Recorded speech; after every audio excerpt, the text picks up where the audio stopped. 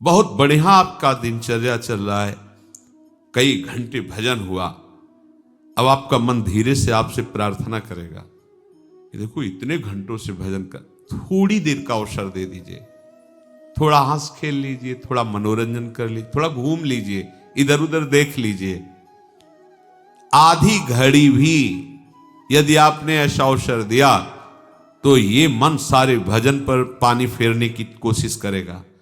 इसलिए साधक को गंभीर रहना चाहिए।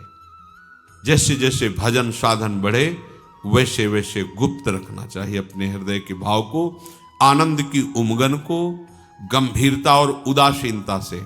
उदासीन अति रही गोसाई, बाहर से ऐसा लगे कि ये तो एकदम ना हंसता है ना बात करता है, उदासीनता, गंभीर, अंदर आनंद उमड़ रहा है, बाहर से गंभीर, भ्रकुटी तनी हुई, शांत। ये भजन की सुरक्षा है। बहुत सुकोमल पौधा है, आसपास कांटे की बाड़ लगाई जाती है, वो बाड़ अगर मजबूत लगी रही तो पौधा वृक्ष बन जाएगा, वृक्ष बन जाएगा तो कुछ हानि होने वाली नहीं, हजारों लोग विश्राम पाएंगे उस वृक्ष के नीचे। ऐसे अभी भक्ति का पौधा अंकुरित हुआ है, माया रूपी बकरी अगर चर गई तो अंकुरण नहीं हो पाएगा। तो हमें बाढ़ लगानी, गंभीरता, उदासीनता, स्वभाव दूर से ऐसा लगे कि बात करने का मतलब है ये कड़ुआ बोलेगा, ऐसा लगना चाहिए। हृदय में आनंद है, भगवद स्मरण है, पर आपका बाहरी स्वरूप कांटे जैसा होना चाहिए, आंतरिक स्वरूप गुलाब के फूल जैसा होना चाहिए। उपासक को यह सुरक्षा कवच रखना ही चाहिए। संसारी पुरुष अंदर कांटे जैसा होता है, बाहर गुलाब के फूल जैसा होता है, लगता है छुओ बहुत अच्छा, लेकिन छुओगे तो कांटे लगेंगे। उपासक बाहर से कांटे जैसा, एकदम उदासीन, स्पृहा रहित, निरपेक्ष, लेकिन अंदर वो अनुराग रस से भरा हुआ है। कोई उसके अंदर का अगर स्पर्श पा जाए तो निहाल हो जाए। तो साधक को, साधु को आधी घड़ी के लिए भी आनंद में फूल करके कोई बर्ताव नहीं करना चाहिए। बहुत सुंदर। अब वो उसी समय कोई ऐसी बात करवा देगा, ऐसा दृश्य दिखा देगा कि वो जो भजन से आपकी आंतरिक उन्नति हो उसे रोक देगा, वो आगे विषय चिंतन कराने लगे। ये बहुत सावधानी की बात। एक क्षण में पूरे चिंतन को बदल सकता है, पूरे चिंतन को। एक वृत्ति आपको गिरा सकती है, एक वृत्ति, एक दृश्य। मछली की क्रीड़ा को देखकर इतना बड़ा महात्मा जो जल को स्तंभन करके जल में समाधि लिए हुए वो मानधाता की पुत्रियों से ब्याह करता है। बहुत सावधानी की जरूरत है। प्रायः यही देखने को मिलता है कि उपासक सत्संग भी करता है, पाठ भी करता है, नियम से भजन भी करता है, पर वो सावधान नहीं रहता है। ध्यान दीजिए, ये महापुरुषों के वचन हैं जिन्होंने भगवत साक्षात्कार किया है।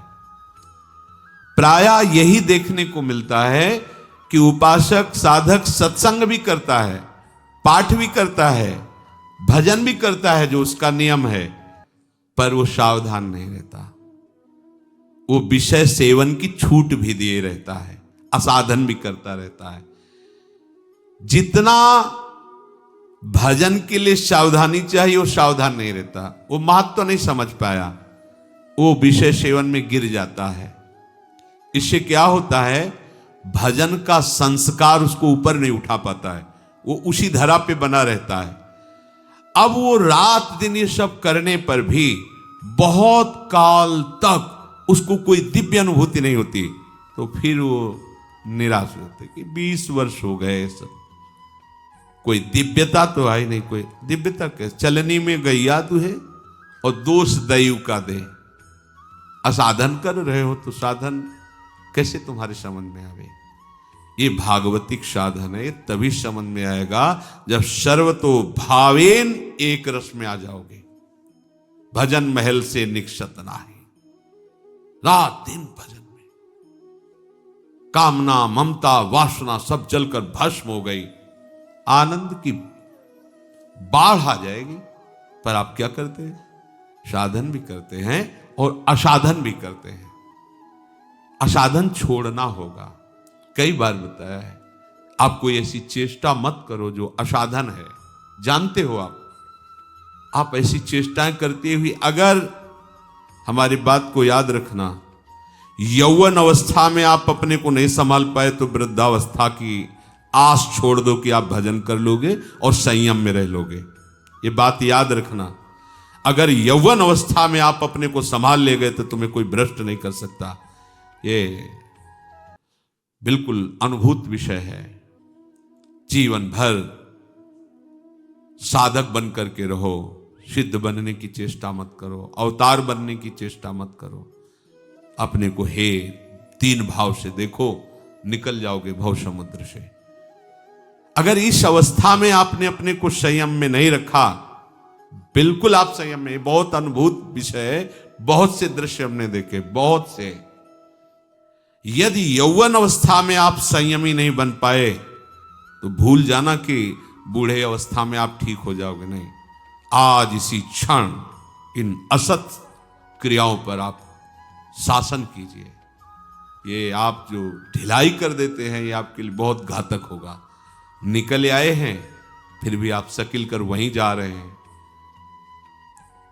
प्रातः काल से लेकर के शयन तक आपको बिल्कुल सावधानी से समय बीते, इसका इनाम मिलेगा। ऐसा नहीं है, इसका वो इनाम मिलेगा कि आप निहाल हो जाओगे। सदगुरुदेव भगवान ने एक दिन कहा, एक एक सेकंड का हिसाब होगा, एक एक सेकंड का। आप जो चल रहे हैं, कष्ट सह रहे हैं, भजन मार्ग में हर विकार के ताप को सह रहे हैं, ये आपका ऐसे नहीं, बहुत बढ़िया हिसाब होगा। बड़े उदार मालिक हैं, निहाल हो जाओगे। आप इस समय ऐसा न समझो कि कोई देख नहीं रहा, कोई समझ नहीं रहा। नहीं, मालिक देख रहा है, जिसके लिए तुम आए हो, जिसके दरबार में बैठे हो, जिसके लिए जीवन समर्पित किए हो, जिसके लिए जल रहे हो, ये काम क्रोध आदि जला रहे हो, आप सह रहे हो, आपका हिसाब होगा। वो प्रभु करुणा में आपको निहाल कर देंगे। बस आप चुपचाप शांत रहिए, असाधन मत कीजिए। आगे चलकर आपको खुद समझ में आ जाएगा कि कितनी कृपा है। उल्टे मार्ग पर जाओगे, सावधान नहीं रहोगे तो चलते रहो, कहते रहोगे कि हम बहुत दौड़ लगाते हैं, बहुत बड़े यात्री हैं, लेकिन आप भगवत प्रेम रूपी भिक्षा को नहीं प्राप्त कर पाएंगे। उल्टे मार्ग पे जाओगे, दौड़ते रहो, चाहे जितनी रफ्तार तेज हो, तो आप पहुंच थोड़ी जाओगे। भगवत प्रेम रूपी भिक्षा आप नहीं मांग पाओगे, नहीं मांग पाओगे।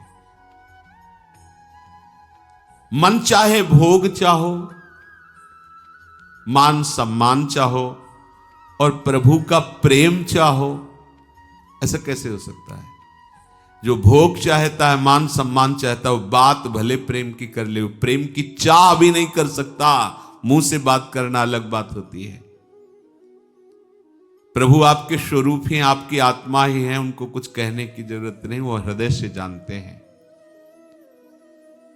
आपके अधिकार के अनुसार आपको प्राप्त होगा, ध्यान रखना। अगर आपने अपना अधिकार भोगों तक ही रखा है तो आप दिव्यता की अनुभूति नहीं कर सकते। आप प्रभु को अपना मान करके सबको छोड़ दिए तो आपको कभी प्रभु छोड़ भी नहीं सकते। आपने सबको छोड़ दिया, प्रभु को पकड़ लिया, प्रभु ने आपको पकड़ लिया। आपके हृदय प्रभु बन गए, प्रभु के हृदय आप बन गए। आप प्रभु के सिवा किसी को नहीं जानते तो प्रभु आपके सिवा किसी को नहीं जानते। बहुत सुंदर बात है। परम स्वतंत्र भगवान दुर्वासा जी से कह, अहम भक्त पराध। ओह, गजब कर दिया। अखिल ब्रह्मांडों के स्वामी, अनंत शक्तियों के स्वामी कह रहे हैं, ऐ द्विज, मैं भक्त के अधीन हूं, तो मेरा अस्त्र भी भक्त के अधीन है। जाओ पैर पकड़ो जाके भक्त के, यहां भगवान के पैर पकड़ने से काम नहीं चलेगा, उसके जाओ। अहम भक्त पराधीनो अस्वतंत्र इव द्विज। मैं स्वतंत्र नहीं हूं, मैं भक्त के अधीन हूं। ये बात भगवान, इससे बड़ा कौन सम्मान दे सकता है? इससे बड़ा सम्मान कुछ हो सकता है? जिनका वेद यश गाते हैं, जिनको परम स्वतंत्र परमात्मा ब्रह्म कहा गया, वो स्वयं श्रीमुख से कह रहे, तुम क्या समझते हो मैं स्वतंत्र हूं? नहीं, मैं भक्त के अधीन हूं। अहम भक्त पराधीनो अस्वतंत्र इव द्विज। इससे बड़ा प्यार क्या हो सकता है? इससे बड़ा दुलार क्या हो सकता है? इससे बड़ा सम्मान क्या हो सकता है? इसलिए सावधान, निश्चित निश्चित। ऐसे वचन प्रभु उन्हीं के लिए कहते हैं जो प्रभु के सिवा किसी को अपना नहीं मानते। भोगों का मिलना, भोगों का भोगना, एक चराचर जगत इसी में फंसा हुआ है। साधक, उपासक इन्हीं से हटा है, तब उसे साधक कहा जाता है, उपासक कहा जाता है। वो भोगों की ओर नहीं देखता, वो प्रभु की ओर देखता है। वो भोगों की चाह नहीं करता, वो प्रभु की चाह करता है। प्रभु के नाम रूप गुण लीला का सदैव स्मरण, यह हमारा जीवन है। यदि हमारे जीवन के अभ्यास तारतम्य में यही केवल चल रहा है, नाम, मंत्र, रूप चिंतन, लीला गायन, लीला श्रवण, सेवा, हमें और कोई जानने की जरूरत नहीं है। सब कुछ अनुभूतियां इसी में आ जाएंगी। आपके हृदय की स्थिति हो जाएगी, चाहो न सुगति सुमति संपत्ति कछु, रिधि सीधि विपुल बड़ाई, हेतु रहित अनुराग राम पद, बढ़े अनुदिन अधिकाई। आहा, इससे सुंदर मति कोई होती है क्या? नाम जप चल रहा है, मंत्र चल रहा है, वाणी गायन, लीला श्रवण, सेवा। इसलिए कहते मुझे सुमति नहीं चाहिए, अब इससे बड़ी कोई बुद्धि नहीं होती, बस हमें इतना है। न सुगति, वर्तमान में हम भगवदानंद का अनुभव कर रहे हैं, भगवत लीला गायन, भगवत नाम कीर्तन, भगवत सेवा, अब हमें कोई गति नहीं चाहिए, कोई गति नहीं चाहिए। जे जोनि जन्मो कर्म बस, तानाथ पद अनुराग हो। कोई अब चिंता की बात नहीं। श्री राधिका रति निकुंज मंडली तत्र तत्र हृदय में विराजता। प्रहलाद जी भगवान नरसिंह देव से कहते, आपकी दुरंत माया जिससे सब भयभीत होते, मैं बिल्कुल भयभीत नहीं हूं, क्योंकि मैं आपका लीला गायन, आपका नाम गान और आपके चरणामृत के बल पर इस माया को परास्त कर दूंगा। लेकिन हम आपसे प्रार्थना इन जीवों के लिए करते हैं जो आपके नामामृत से, आपके लीलामृत से, आपके चरणामृत से विमुख है। बात पकड़ो। कह रहे हैं मुझे आपकी दुरंत माया से कोई भय नहीं, मैं आपका चरणामृत पीता हूं, आपका नाम जप करता हूं, आपका लीला गायन करता हूं, इसके बल पर इस माया पर हम विजय प्राप्त कर लेंगे।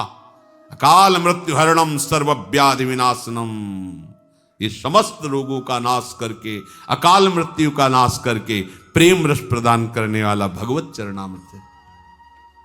श्री कृष्ण पादोदकम पीत्वा पुनर्जन्मो न विद्यते। नाम रूप लीला गुण, इससे बड़ी कोई सुगति नहीं, कोई सुमति नहीं और कोई संपत्ति नहीं, और इससे बड़ी कोई सिद्धि नहीं। वर्तमान में हम भगवदानंद में हैं, प्रभु के नाम रूप लीला में, हमें और कोई सिद्धि नहीं चाहिए। बस एक बात, प्रतिपल हमारा हृदय आराध्य देव की तरफ द्रवित होकर बहता रहे, यही आकांक्षा। परम गति, परम मति, परम संपत्ति यही है, विश्वास करो। यही परम गति है, यही परम मति है, यही परम संपत्ति है। ये कभी नष्ट नहीं होती है। चाहे जितनी ऊंची स्थितियों में चले जाओ, वहां से पतन होगा, पर इससे नहीं।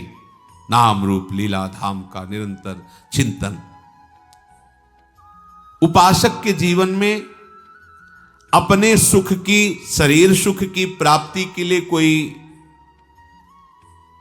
स्थान नहीं रहना चाहिए। ये बड़ा सूक्ष्म विषय है। अगर प्रेम प्राप्त करना है, इसी जन्म में भगवदानंद की अनुभूति करनी है, तो अपने इंद्रियजन्य सुखों के लिए कोई ठिकाना नहीं होना चाहिए। अगर है तो बहुत बड़ा घातक है।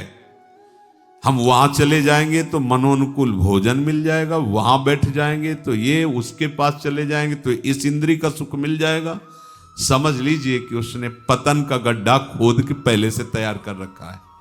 नष्ट कर दो उन संबंधों को, उन आश्रयों को जहां आपके इंद्रियजन्य सुखों का विलास मिलता है। देखो, माता पिता परिवार के जब बहुत प्रसन्न होते हैं, दुलार करते हैं, तो जानते हो क्या देते हैं? सांसारिक भोग सामग्री। बढ़िया से बढ़िया कपड़ा, बढ़िया से बढ़िया भोजन, बढ़िया से बढ़िया भोग सामग्री, क्योंकि वो इतने जानते हैं, वो सुख का मतलब इतने ही जानते हैं। और जब सदगुरु का दुलार उदय होगा तो सबसे पहले इन्हीं पर प्रहार होगा, क्योंकि तुम जहां फंसे हो इनको पहले हटाओ, फिर आओ हम तुम्हें दिखाते हैं वो चिदानंद सुख जिसके तुम वास्तविक अनंत जन्मों से अधिकार है तुम्हारा, पर अधिकार खोकर भटकते रहे हो जिस सुख के लिए, वो सुख तुम्हें दिखाते हैं।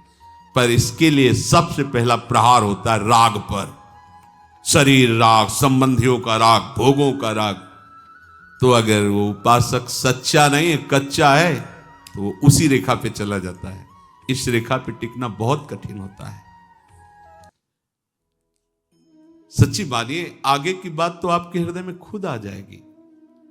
आपको अपने आराध्य देव के नाम, मंत्र, रूप, लीला गायन, लीला श्रवण, इसी अभ्यास में से पचा दो कि कुछ भी समय खाली न रहे आपके पास। फिर आप देखना रूप झलकने लगता है नेत्रों के सामने। आराध्य देव का रूप भारी परिवर्तन उसी समय होता है जो उपासक के जीवन में एकदम भागवतिक परिवर्तन होता है। उसका मतलब होता है कि उसके साधन में, उपासना में अब रंग आ गया है। रंग क्या होता है? आराध्य देव का पधारना, भावनात्मक रूप आ जाए, वो रूप विवश कर देता है। ऐसी फिर लगन लगती है कि जो हमारी भावना में हमसे बात कब करेंगे। वो कभी कभी प्रणय कोप भी होता है, ऐसे छुप छुप के क्या देख रहे हो, बात करो ना, मिलो ना। वो एक, ये सब दिमाग से अलग की बातें होती है।